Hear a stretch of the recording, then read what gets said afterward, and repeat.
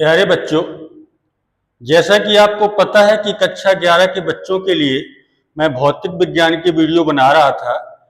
इसके अंतर्गत अभी मैं पहले यूनिट के वीडियो बना रहा था जिसमें विमाओं के उपयोग चल रहे थे। तो मैंने आपको बता रखा था कि विमाओं के 3 उपयोग होते हैं।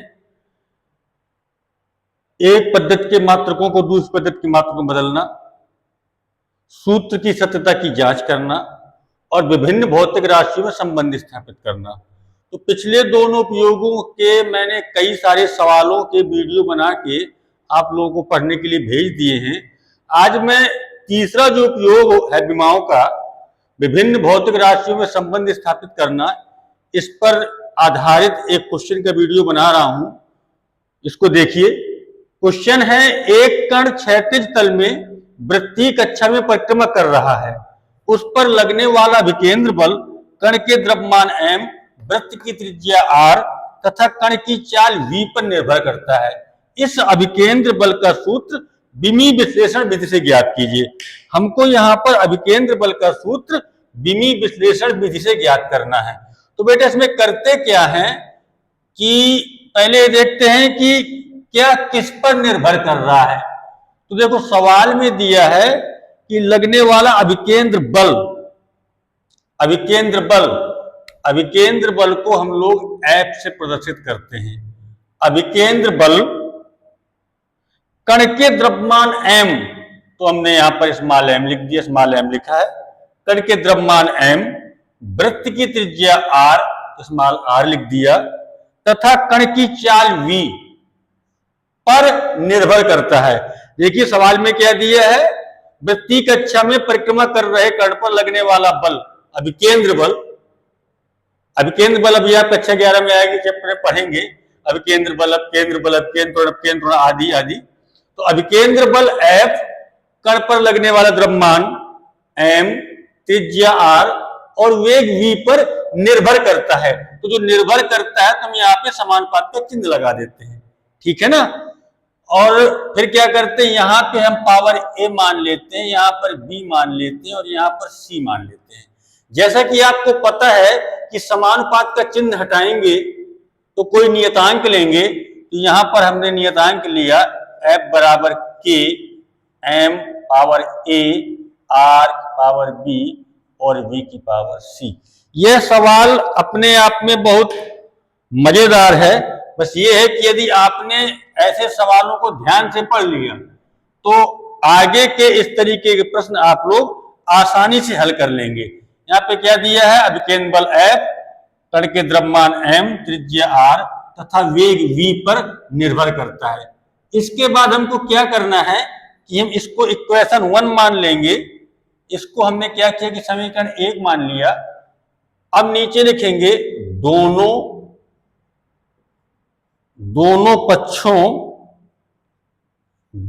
पक्षों की विमाएं लिखने पर, विमीय विधि से निकालना है ना, दोनों पक्षों की विमाएं लिखने पर अभिकेंद्र बल यानी बल, तो बल की विमा पता है आपको mlt माइनस 2,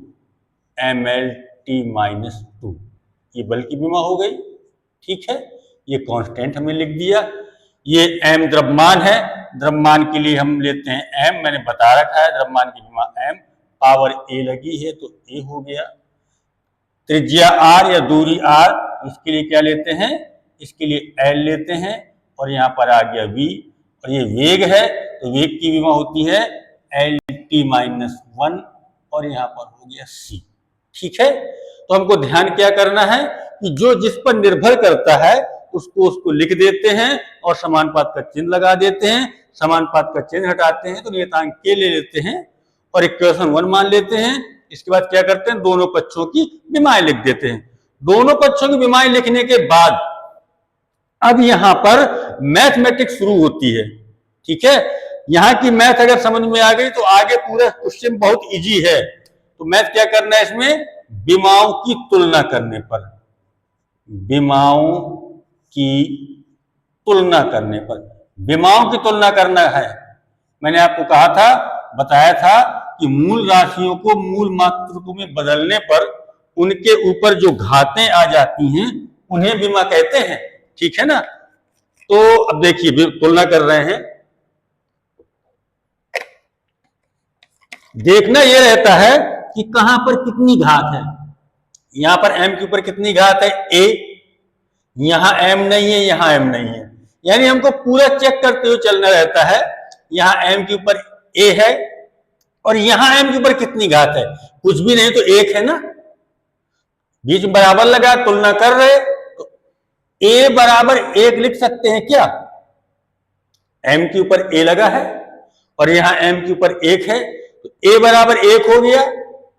अब देखो यहां भी l है और यहां भी l है, गुणा में घातें जुड़ती है। मैंने कई बार आपको कहा है कि घातांक के सूत्र आप लोग याद कर लीजिए, क्योंकि घातांक के सूत्र यहाँ पे हर जगह उपयोग हो रहे हैं।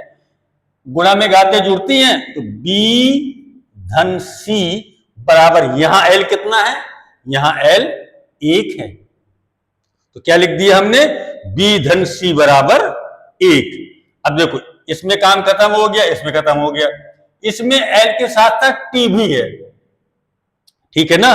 तो क्या करेंगे, यहां कितना हो जाएगा, -c, घातांक के नियम से -c बराबर, यहां t कितने हैं, -2, माइनस माइनस कट गया तो c बराबर कितना हो गया, c बराबर 2 हो गया। तो बेटा देखो हमको a मिल गया और हमको c मिल गया, क्या बचा, हमको b निकालना रह गया। तो देखो बीच में मैंने लिख रखा है, बीच में जो निकाला था हमने, b प्लस c बराबर 1, तो इसमें अगर हम c का मान रख देंगे तो b का मान आ जाएगा ना, तो b धन 2 बराबर 1, तो b बराबर हो जाएगा 1 माइनस 2, तो b बराबर कितना आ जाएगा, b बराबर आ जाएगा 1, वो भी ऋण का।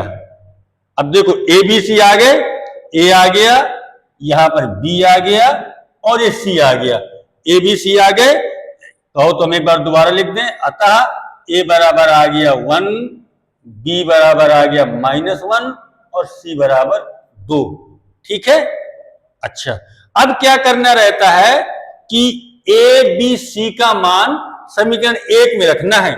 मैं लिखे दे रहा हूं यहां a, b व c का मान समीकरण 1 में रखने पर, ठीक, तो समीकरण 1 यहां है ना, समीकरण 1 यहां है, तो यहीं पे रख दे सीधे, समीकरण 1 में मान रख रहे हैं हम। जो समीकरण 1 में मान रखेंगे बेटा तो यहां कितना हो जाएगा, f बराबर k m, a कितना आया है, 1 आया है ना, b कितना आया है, b -1 आया है, और c कितना आया है, c आया है 2। ठीक, तो क्या इसको हम r में देखो -1 लगा है, तो इस r को नीचे लिख देंगे तो +1 हो जाएगा, मतलब प्लस पावर हो जाएगी, तो f बराबर हो जाएगा k m v स्क्वायर बटे r। क्या आ गया, f बराबर k m v स्क्वायर बटे, ये नीचे चला गया तो प्लस का हो गया। अब देखो यहां पे लिख देते हैं हम लोग, प्रयोगों से k बराबर 1, जब प्रयोगों से k बराबर 1 हो गया तो f बराबर क्या आ गया, f बराबर आ गया m v स्क्वायर बटे r। क्या आ गया, f बराबर m v स्क्वायर बटे r। यह अभिकेंद्र बल का सूत्र है।